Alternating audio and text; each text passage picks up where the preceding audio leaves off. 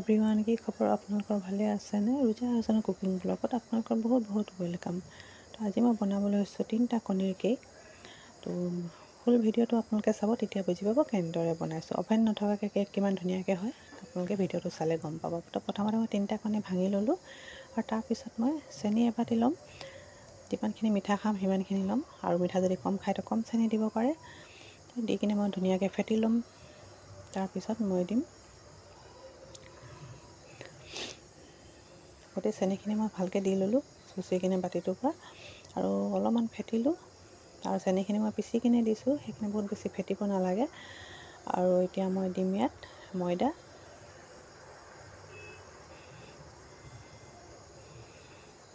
আৰু কণী 1 বাতি হৈছিলে, কিন্তু মই 1 বাতি ময়দা নিদিওঁ। মই সমানে জুখি কিনে মানুহে কেক বনায়, কিন্তু মই গোটেইখিনি বস্তু সমানে নিদিওঁ। 3টা কণী ভাঙাৰ পিছত 1 বাতি হ'ল, আৰু 1 বাতি মই চেনি দিলোঁ, কিন্তু মিঠা কেতিয়াবা মই কমকৈও দিওঁ। আৰু ময়দাখিনি মই 1 বাতি নাই দিয়া, মই 1.5 বাতি ময়দা দিছোঁ। ময়দা অলপ বেছিকৈ দিলে কেকটো খাই ভাল লাগে, সেইটো কাৰণে মই ময়দা অলপ বেছিকৈ দিওঁ। তো আপোনালোকে সমানকৈও দিব পাৰে আৰু ময়দা বেছিকৈও দিব পাৰে, একো বেয়া নহয় কেকটো। বহুত মানুহে ভাবে যে 1 বাতি কণীৰ সমানে গোটেইখিনি বস্তু সমানে দিলে মানে কেক ভাল হয়, কিন্তু এইটো মিছা কথা একেবাৰে। তো আৰু এতিয়া মই দি দিলোঁ ৰিফাইনো মই 1 বাতি নাই দিয়া, অলপ কমকৈ দিছোঁ। তো চেনি, ৰিফাইন, ময়দা গোটেইখিনি দি ল'লোঁ। এতিয়া মই ধুনীয়াকৈ ফেটি ল'ম কেকটো।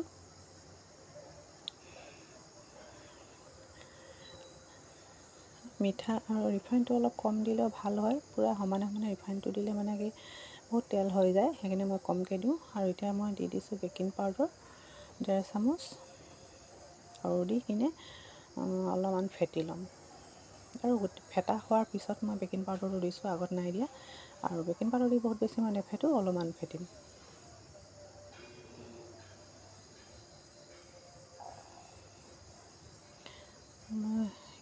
কণীৰ মই মানে কেক বনাইছোঁ, ভিডিঅ'টো দিছোঁ। মানে ফ্ৰেণ্ড এজনীয়ে কৈছিলে কণী নিদিয়াকৈ কেক বনালে ভিডিঅ' দিব কৈছিলে, কিন্তু মই কণী নিদিয়াকৈ কেক বনোৱা নাই। আজি কণী দিয়াই বনাইছোঁ, আকৌ ভিডিঅ'টো শ্বেয়াৰ কৰিছোঁ আপোনালোকৰ লগত।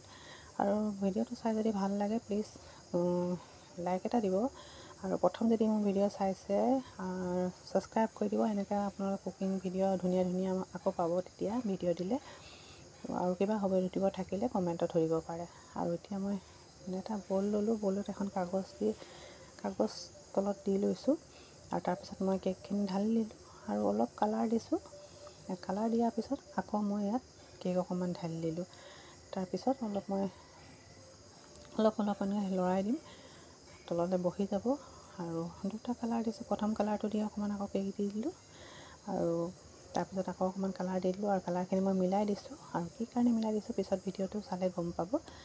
আৰু তাৰপিছত মই চচ এটাত অলপমান বালি দি আৰু এটা ষ্টেণ্ড দি দিছোঁ, যিকোনো এটা বস্তু দিলে হ'ল তলত। আৰু অলপমান গৰম হোৱাৰ পিছত কেকটো মই তাত পাতি দিলোঁ গেছত। চৌকাত বনোৱা হয় বা গেছত বনোৱা হয়, মোৰ অভেন নাই, মই তেনেকৈ বনাওঁ, কিন্তু বহুত ধুনীয়া কেকটো হ'ব। চাব অলপ 20-15 মিনিটৰ পিছত এয়া চাওক, মই কেকটো ফুলি আহিলে আৰু হৈ গ'ল কেকটো ধুনীয়াকৈ, আৰু কালাৰখিনিও ধুনীয়া মাজত আহি আছে। আৰু এইটো কেক কটাৰ পিছত আপোনালোকে কালাৰটো তেতিয়া দেখি পাব কিমান ধুনীয়া হয়।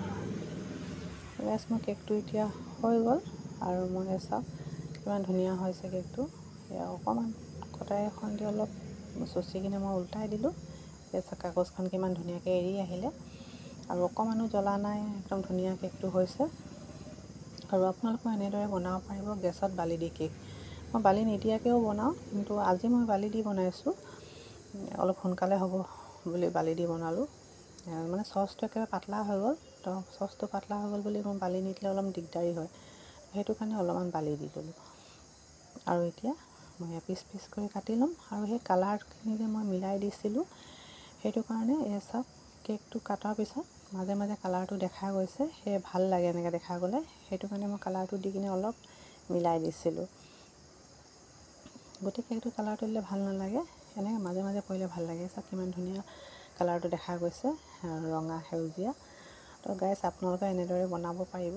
আৰু মোৰ ভিডিঅ'টো যদি চাই ভাল লাগিলে প্লিজ লাইক এটা দিব, কমেণ্টত ক'ব, আৰু নতুন এটা ব্লগ লৈ আকৌ আপোনালোকৰ ওচৰলৈ আহিম গাইজ। তো আপোনালোকে এনেকৈ মোৰ ভিডিঅ' চাই থাকিব, ছাপোৰ্ট কৰিব। বাই গাইজ। আৰু ভাল লাগিলে ছাবস্ক্ৰাইব কৰি দিব।